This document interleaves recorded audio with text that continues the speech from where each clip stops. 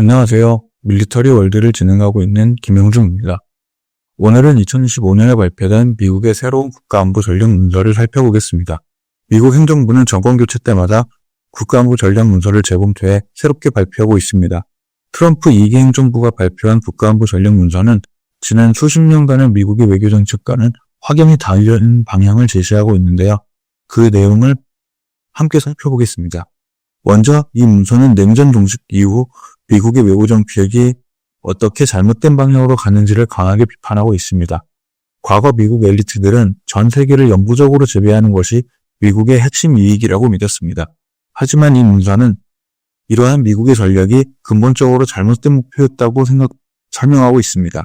왜냐하면 미국이 전 세계의 짐을 떠안으면서 자국의 중산층과 산업 기반이 약화되었고 동맹국들은 반의 비용을 미국에 떠넘겼으며 동맹국 국제기구들은 오히려 미국의 주권을 침해하고 있다는 것입니다. 트럼프 행정부는 이제 미국 우선 아메리칸 퍼스트 원칙에 따라 미국의 국가 핵심 이익에만 집중하겠다고 선언하고 있습니다. 모든 국가, 지역, 문제가 똑같이 중요한 것은 아니며 즉 선택과 우선순위 설정이 필요하다는 것입니다. 그렇다면 트럼프 행정부가 원하는 것은 구체적으로 무엇일까요? 구체적으로는 독립적이고 주권적인 공화국의 생존과 관련된 안전, 강력한 북경 통제, 세계 최강의 군사력, 가장 강력하고 혁신적인 경제, 튼튼한 산업 기반, 그리고 경제적 자립을 추구하기로 한다고 합니다. 대외적으로는 5가지 핵심 이익을 제시합니다. 첫째, 서방부에서 먼로 독트린을 강화한 트럼프 독트린을 실행합니다. 불법 이민과 마약 밀매를 막고 적대 세력의 서방부 진출을 차단하겠다는 것입니다. 두 번째, 인도태평양 지역에서 자유롭고 개방된 바다를 유지하고 중요한 공급망을 확보합니다. 셋째, 유럽의 자유와 안보를 지원하되 유럽의 문명적 자신감을 회복시킵니다. 넷째, 중동에서 적대 세력이 지배하는 것을 막되 끝없는 전쟁은 피해야 합니다.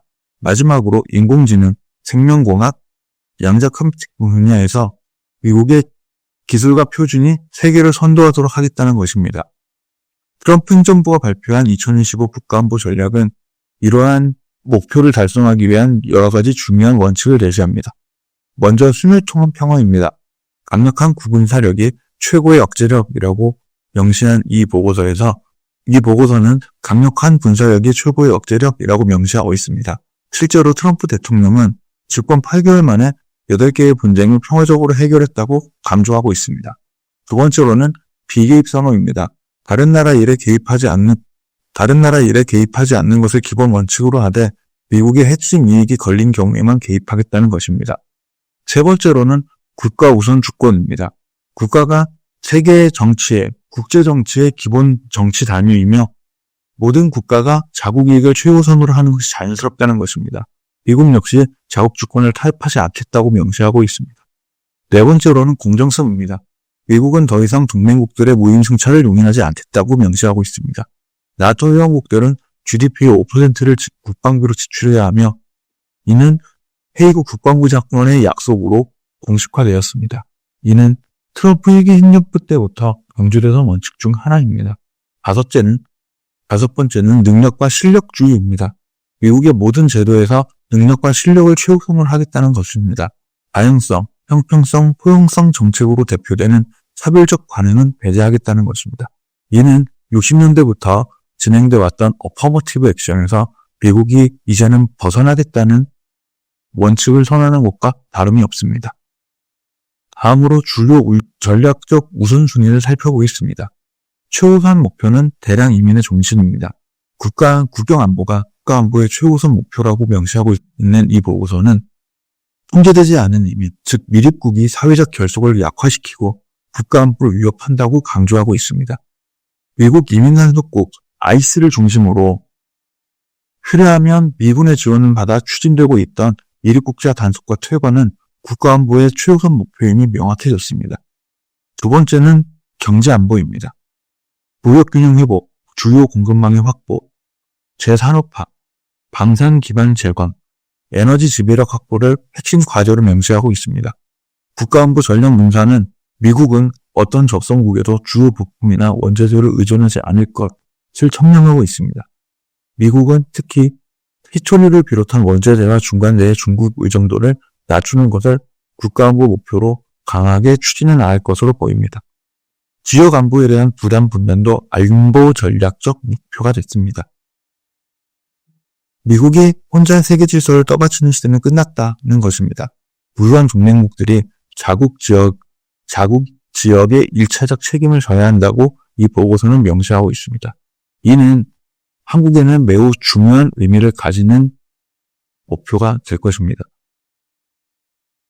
또한 주변 국가들 간의 평화협정을 중재하는 것은 안정성을 높이고 미국의 영향력을 강화하며 새로운 시장을 여는 효과적인 방법이라고 평가하고 있습니다. 지역적 전략을 살펴보면 인도 태평양 지역은 21세기 경제와 지정학의 핵심 전장이라고 명시하고 있습니다. 중국과의 관계에서 미국은 근본적인 재균형을 추구하며 지난 수십 년간 중국은 미국 시장에 접근하면서 부유해지고 강력해졌지만 기대했던 국제질서 편입은 일어나지 않았다고 분석하고 있습니다. 이러한 분석에 따라 이제 미국은 약탈적 보조금, 불공정 무역, 지적 재산권 절도, 공급망 위협, 펜타닐 수출 등을 종식시킬 것이라고 명시하고 있습니다. 동시에 일본, 한국, 호주, 인도는 동시에 일본, 한국, 미국, 호주 등 동맹국들과 협력하여 경제력을 결집할 것이라고 강조하고 있습니다. 일본, 한국, 호주, 인도는 세계 경제의 절반 이상을 차지합니다. 대만 문제 역시 여전히 중요하다고 강조하고 있습니다. 세계 반도체 생산의 중심지인 대만을 둘러싼 분쟁을 억제하는 것은 우선순위적 목표입니다. 미국은 제1도련선 어디에든 침략을 거부할 수 있는 군사력을 구축하되 동맹국들도 훨씬 더 많은 방위비를 지출해야 한다고 강조하고 있습니다. 남중국해 역시 중요성을 강조하고 있습니다.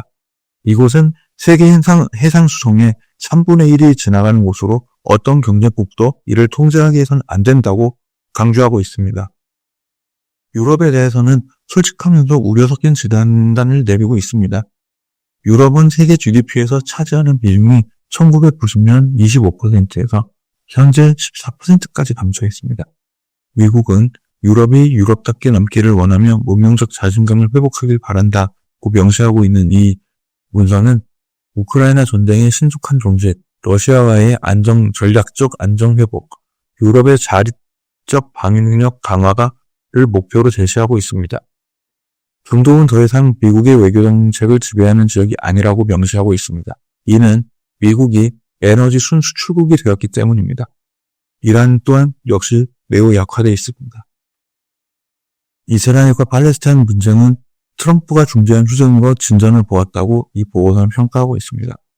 따라서 이제 중동은 파트너십, 우정, 투자의 장소로 부상하고 있고 2020년 9월 15일 이스라엘과 아랍에미리트, 이스라엘과 바레인 간에 체결된 아랍 이스라엘 정상회담에 관한 양자협정인 아브라함 협정의 확대가 계속될 것이라고 강조하고 있습니다.